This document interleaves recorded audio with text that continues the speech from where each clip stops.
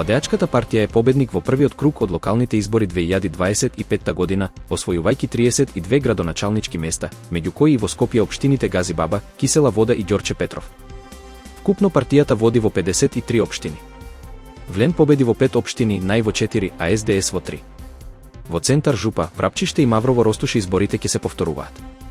Во Скопје, Орце Ѓорѓиевски од владеачката партија има голема предност пред Амар Мециновиќ од Левица, но ќе има втор круг. Министерот за внатрешни работи Панче Тошковски изјави дека локалните избори поминале мирно и безбедно, со што Македонија покажала демократска зрелост. Гласањето започнало на време, со неколку технички прекини кои биле брзо решени.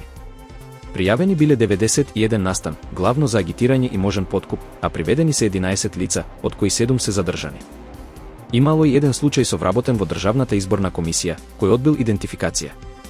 Тошковски нагласи дека изборниот ден поминал во мирна и демократска атмосфера.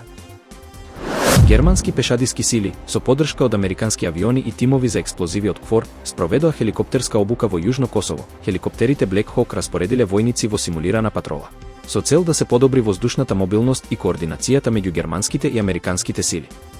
КФОР соопшти дека ваквите вежби ја зајакнуваат интероперабилноста и безбедноста во регионот, во согласност со мандатот на Организацијата на Обединетите нации и во соработка со косовската полиција и EULEX.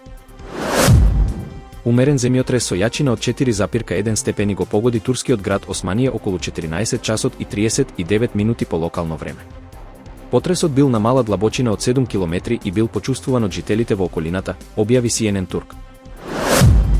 Центристот Родриго Пас Переира победи во вториот круг од председателските избори во Боливија со околу 55% од гласовите, покажуваат прелиминарните резултати.